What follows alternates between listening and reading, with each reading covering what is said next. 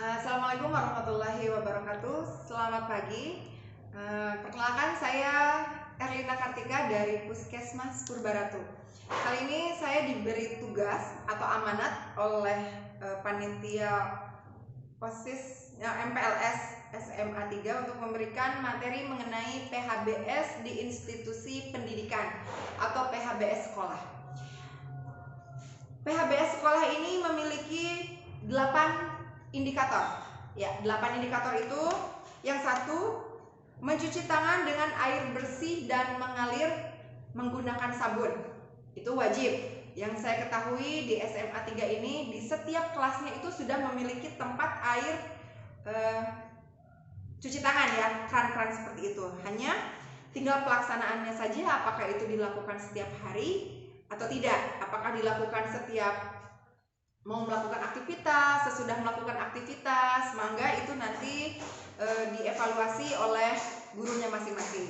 Lalu yang kedua, mengkonsumsi jajanan di warung atau kantin sekolah. Jelas kalau di SMA 3 itu setahu saya di belakang itu kantinnya gede banget. Ada beberapa yang jualan di sana. Itu saya pikir jajanannya variatif. Tinggal silakan nanti teman-teman semuanya memilih apakah makanan itu sehat atau tidak. Itu silakan dipilih. Untuk sekarang ini lagi wabah, jadi adik-adik semua itu harus tetap menjaga daya tahan tubuh, tidak mengkonsumsi makanan atau jajanan sembarangan.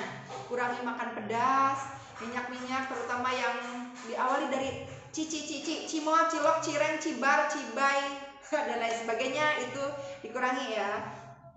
Lalu yang ketiga, menggunakan jamban yang bersih dan sehat. Di sini banyak tentunya jambannya berjejer. Hanya kalau bersih, sehat, itu bagaimana para siswa ataupun sekolah untuk mengatur jadwal opsi di sekolah. Itu silakan, mungkin nanti ada erat hubungannya dengan UKS, ya, untuk melakukan pembersihan jamban secara rutin.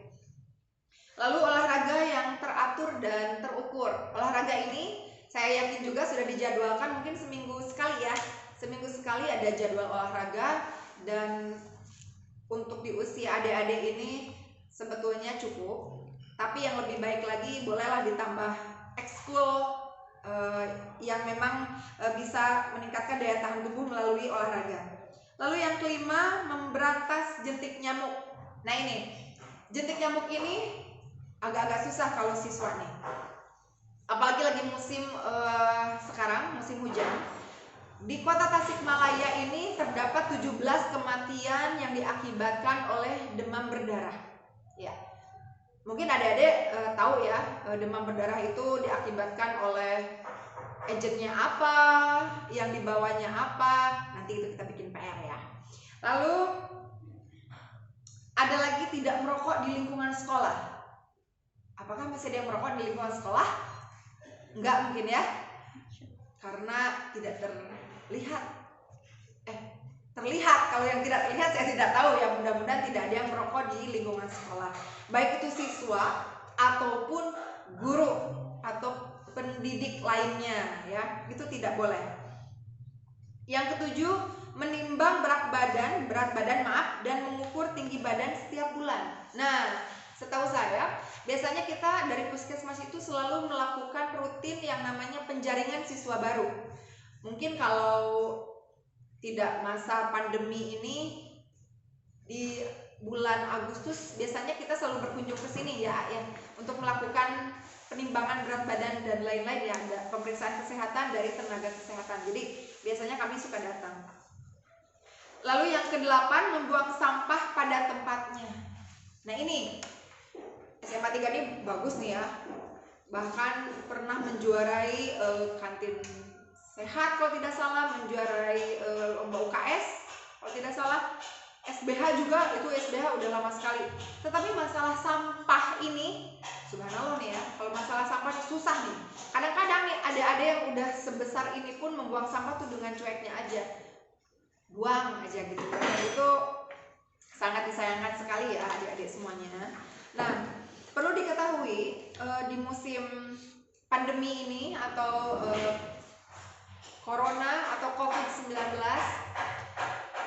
memiliki protokol khusus yang memang harus dijalankan, seperti protokol kesehatan di lingkungan pendidikan. Nah, ini tadinya saya memang akan menampilkan, saya pikir bukan lari. Ya, di sini ya, pihak sekolah harus menyediakan tempat cuci tangan. Seperti yang tadi sudah saya bahas, itu wajib. Dan kalau misalkan di setiap kelas belum difasilitasi tempat cuci tangan seperti keran, boleh menggunakan ember atau galon keran gitu ya, galon keran, dan disediakan sabun tentunya. Kalau tanpa sabun ya salah, karena cuci tangan itu ada 7 langkah cuci tangan, itu menggunakan sabun ya. Ya, lalu boleh juga kalau menyediakan hand sanitizer boleh. Nanti ketika pas masuk sekolah, itu para siswa ataupun guru boleh yang namanya selain hand sanitizer dan tempat cuci tangan, yaitu disinfektan. Nah, disinfektan ini ketika nanti adik-adik masuk kelas, seperti meja yang seperti ini yang akan diduduki oleh adik-adik semuanya, itu nanti boleh dibersihkan dahulu dan nanti diberi disinfektan. Nanti ada rekan saya, kebetulan saya ngajak mahasiswa kedokteran Unsud, nanti beliau akan mempraktekkan bagaimana sih membuat disinfektan dengan ukuran-ukurannya, biar nanti para OSIS atau misalkan siswa-siswa bisa bikin, karena murah sekali ya, murah sekali modalnya.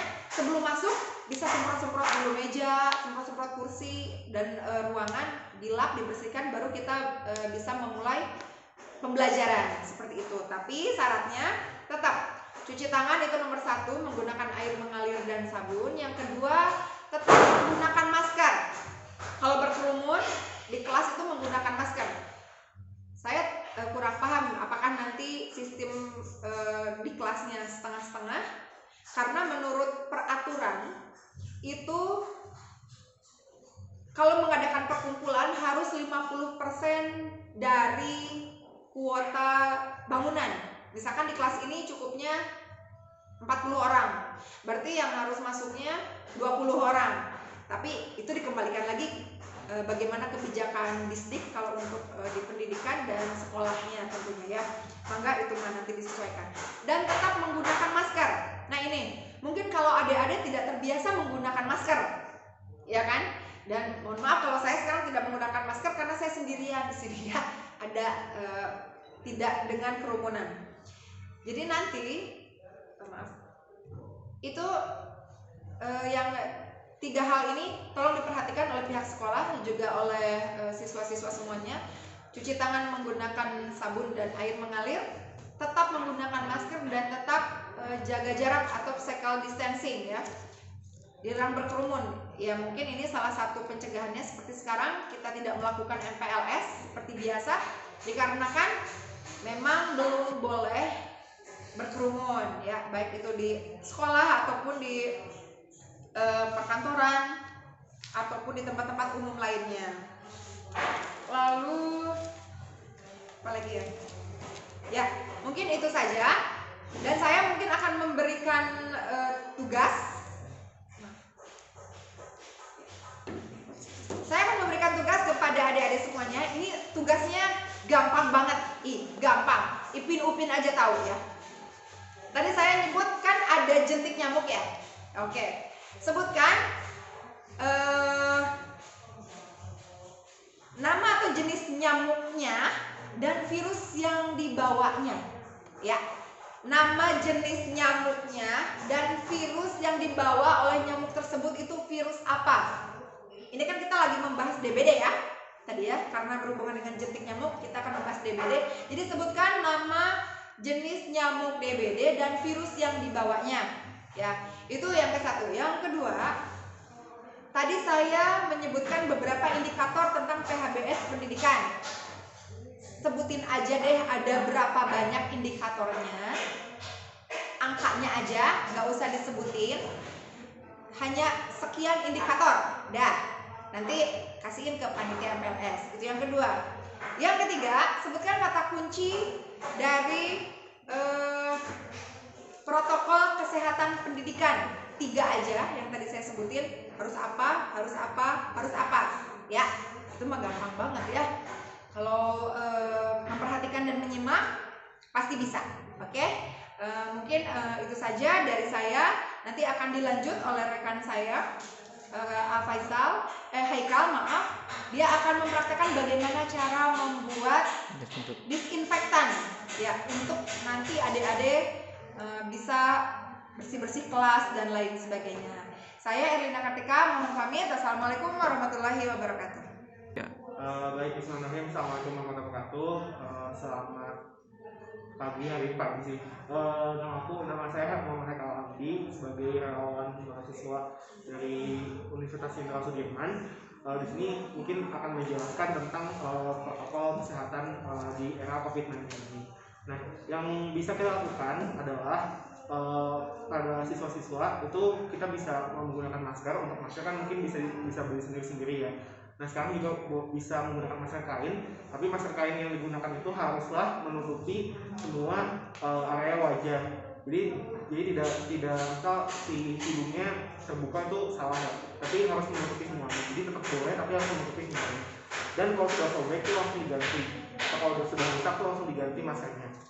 Lalu selanjutnya juga ada hand sanitizer, itu juga bisa dibuat masing-masing sebenarnya. Cuman untuk bahan-bahannya akan sedikit lebih rumit karena butuh zat-zat kimia lain yang perlu dibeli di alat-alat kesehatan. Lalu mungkin yang bisa kita lakukan sekarang adalah dalam membuat desinfektan. Desinfektan sendiri adalah suatu cairan yang dibuat sebagai antiseptik yang bisa membunuh kuman dan juga ini mudah untuk dilakukan gitu. Nah, di sini yang akan saya demonstrasikan di sini adalah untuk pembuatan desinfektan sendiri menggunakan antiseptik atau Wipol.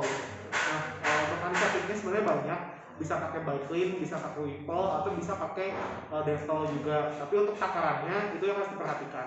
Jadi yang perlu disediakan adalah air ini jumlahnya 1 liter, lalu Wipolnya, dan alatnya itu pakai sendok gitu.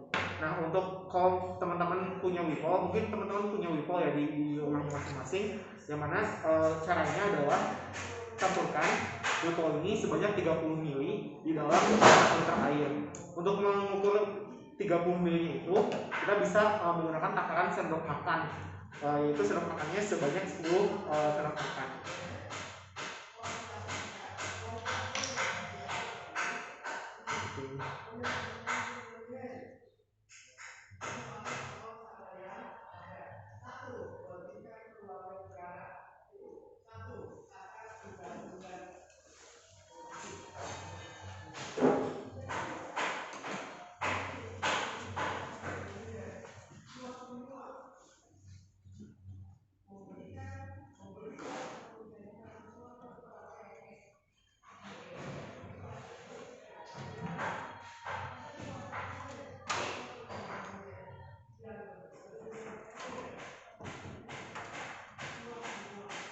Ketika sudah dimasukkan, kita suruh sendok makan itu bisa didiamkan sampai larut semuanya.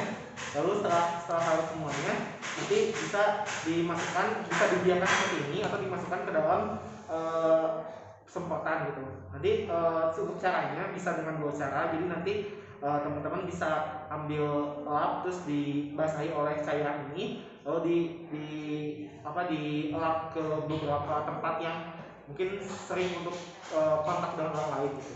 Kalau pakai penyemprot nanti dimasukin terus disemprot-semprot aja gitu. Nah, ini mungkin bisa dilakukan ketika kalian sudah masuk sekolah. Mungkin petugas piketnya bisa bikin desinfektan sendiri, atau juga di rumah bisa bikin desinfektan sendiri gitu sebagai upaya pencegahan terhadap COVID-19. Mungkin seperti itu yang bisa saya sampaikan.